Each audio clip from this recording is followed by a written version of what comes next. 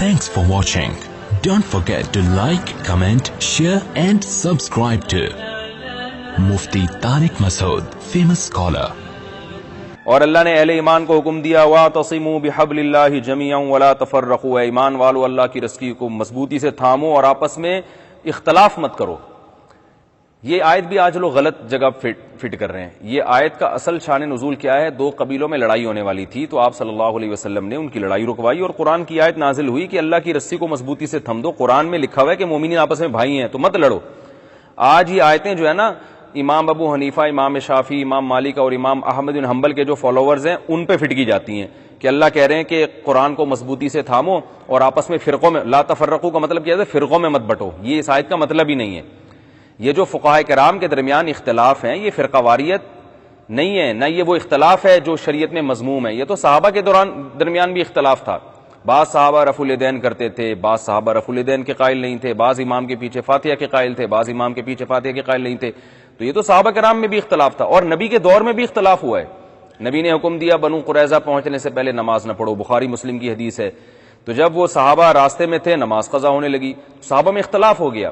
بعض نے کہا وہاں پہنچ کے پڑھیں گے، بعض نے کہا نہیں یہیں پڑھیں گے۔ تو یہ اختلاف باقی رہا، بعض نے وہیں پڑھ لی، بعض نے وہاں پہنچ کے پڑھی، رائے کا اختلاف ہوا تو نبی نے کسی کو ملامت نہیں کی۔ تو اسی طرح حنفیوں میں، شافیوں میں، جو اہل سنت والجماعت کے مختلف مکاتب فکر ہیں ان میں بھی رائے کا اختلاف ہوتا ہے۔ دونوں طرف حدیثیں ہوتی ہیں، ایک حدیث کو فالو کر رہا ہے، ایک دوسری حدیث کو فالو کر رہا ہے، ایک قرآن کی آیت کو فالو کر رہا ہے تو ایک حدیث کو فالو کر رہا ہے۔ تو ہر طرف دلائل ہوتے ہیں۔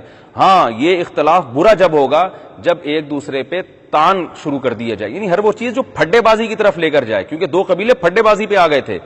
تو جہاں لڑائی کا عنصر ہوگا، مناظروں کے چیلنج، یہ رفع الیدین جو نہیں کرتا وہ سنت کو نہیں مانتا، وہ بخاری کو نہیں مانتا، اور جو جناب رفع الیدین کرنے والے لوگ ہیں وہ نہ کرنے والوں کو برا بھلا کہیں، اور جو نہ کرنے والے لوگ ہیں وہ کرنے والوں کو برا بھلا کہیں۔ تو یہ جب آپ برا بھلا اور یہ فنٹر گیری جو ہے نا شروع کر دیں گے، اور سورہ فاتحہ جو امام کے پیچھے نہیں پڑھتا وہ بخاری کی حدیث کو نہیں مانتا، گویا وہ حدیث کا منکر ہے، اور جو پڑھتا ہے وہ نہ پڑھنے والے پڑھنے والوں کو ملامت کریں کہ یہ جو ہے وہ حدیث کو نہیں مانتے۔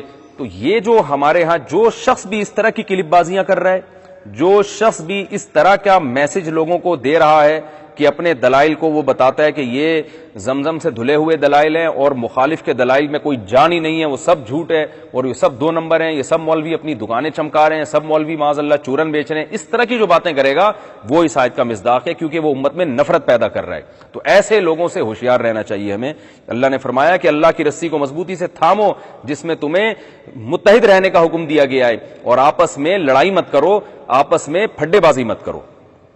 اور اللہ نے پھر آگے مثال دی، اس سے بھی یہی مضمون کی تائید ہوتی ہے وَاذْكُرُوا نِعْمَتَ اللَّهِ عَلَيْكُمْ إِذْ كُنْتُمْ أَعْدَاءً، اللہ کی نعمت کو یاد کرو، تم تو آپس میں لڑائی کیا کرتے تھے، دشمن تھے، گھوڑا آگے نکلنے پر پھڈا ہو رہا ہے، پانی پہلے پلانے پر جھگڑا ہو رہا ہے، فَأَلَّفَ بَيْنَ قُلُوبِكُمْ، اللہ نے تمہارے دلوں کو جوڑ دیا، فَأَصْبَحْتُمْ بِنِعْمَتِهِ إِخْوَانًا، تم اللہ کی نعمت سے آپس میں بھائی بھائی بن گئے۔ تو فروعی مسائل میں اختلاف کے باوجود بھی ہم آپس میں اگر بھائی بھائی بن کے رہیں تو پھر ہم اس آیت پر عمل کر رہے ہیں، اور فروعی مسائل میں اختلاف کے ساتھ اگر ہم آپس میں پھڈے بازی شروع کر دیں تو پھر اس آیت کے ہم خلاف ہیں۔ تو جو عالم، جو شخص بھی، یا جو اکثر تو علماء نہیں ہیں جو اس طرح کے کلپ بناتے ہیں نا جس سے امت میں لڑائی پیدا ہو رہی ہے، وہ علماء نہیں ہے، تو جو شخص بھی قرآن و سنت کے نام پہ امت میں لڑائی ڈالنے کی کوشش کر رہا ہے وہ اس آیت کا مصداق ہے۔